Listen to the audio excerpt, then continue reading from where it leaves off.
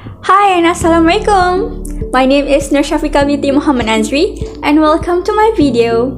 So today I am going to talk about movement at synovial joint. In order for the joint to move, we need muscle action. So basically, we know that muscle attached to the bone or connective tissue at no fewer than 2 points. When we talk about muscle across the joint, we need to know about origin and insertion. So, what is origin and insertion? Origin is attached to immovable bone. Meanwhile, insertion is attached to movable bone.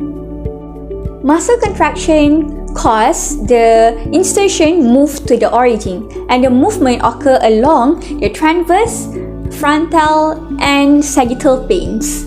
There are 4 ranges of motion that are allowed by synovial joint. The first one is non-axial, which is a sleeping movement only.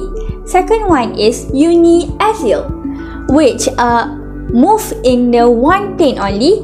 Third one is biaxial, which cover the movement in 2 planes. And lastly, multi-axial, which move all the 3 planes. We have 4 types of movement, which are sliding, angular movement, rotation, and spatial movement.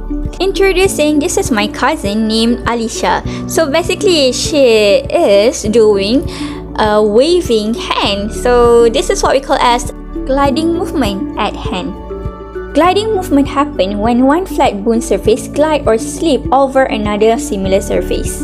Next, we move on to angular movement. It's increase or decrease the angle between 2 bones and it moves along sagittal planes.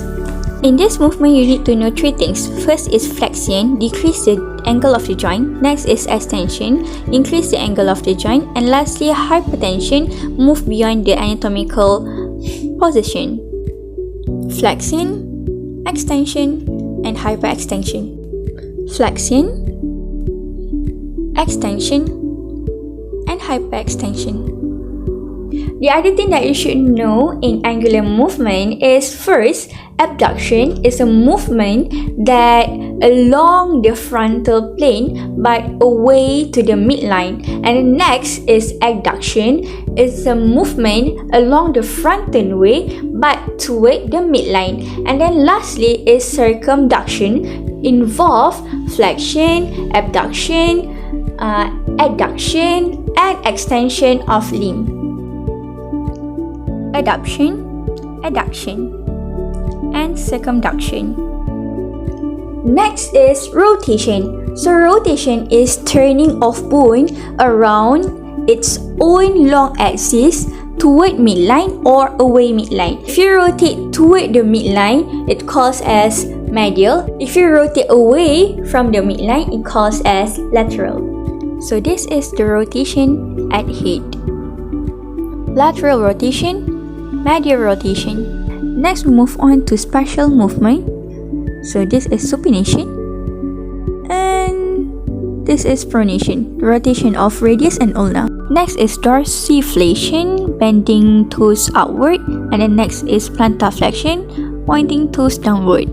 This is inversion, face foot to the medial, and then this is eversion, face foot to lateral. Then this is protection, move out of the neck, and then retraction, move toward neck. Elevation, lifting body part superiorly, depression, lowering body part. And lastly, opposition, moving tip to thumb. That's all for me. Thank you for watching my video. Hopefully, you guys got a better experience and better knowledge of movement at synovial joint. Okay, bye! See you guys soon!